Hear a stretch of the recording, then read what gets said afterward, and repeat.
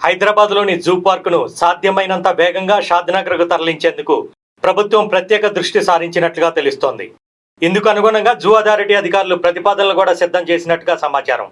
1963 October 6న ఏర్పాటు చేసిన Nehru zoological park సుమారుగా 380 ఎకరాల్లో విస్తరించి ఉంది.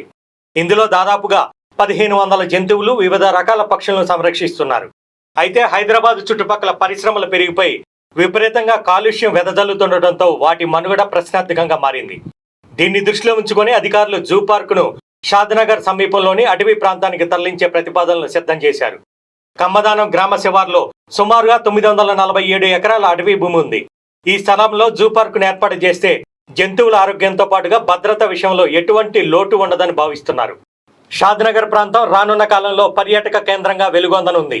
ఇప్పటికే కొత్తూరు పరిధిలోని జహంగీర్ పీర్ దర్గా, రాయికల్ రామలింగేశ్వర స్వామి దేవాలయాలకు భక్తులు పెద్ద ఎత్తున వస్తున్నారు. ఈ ప్రాంతాలకు స్థానికంగా ఉండే వాళ్లే కాకుండా ఇతర జిల్లాల నుంచి కూడా భక్తులు తరలి వస్తున్నారు. జూ తరలి వస్తే షాద్నగర్ ప్రాంతం నిత్యం సందర్శకులతో కలకలలాడుతుంది. షాద్నగర్ ప్రాంతంలో ఇప్పటికే భూముల ధరలు ఆకాశాన్ని అంటుతున్నాయి. జూ తరలింపు ప్రతిపాదనలు తెరపైకి రావడంతో రియల్ రంగం పరుగులందుకుంది.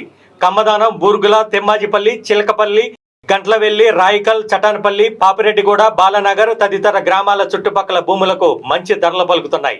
ఇప్పటికే వ్యవసాయ భూములను కొనుగోలు చేసి ప్లాట్లుగా మార్చినవి గజం వేలల్లో పలుకుతున్నాయి.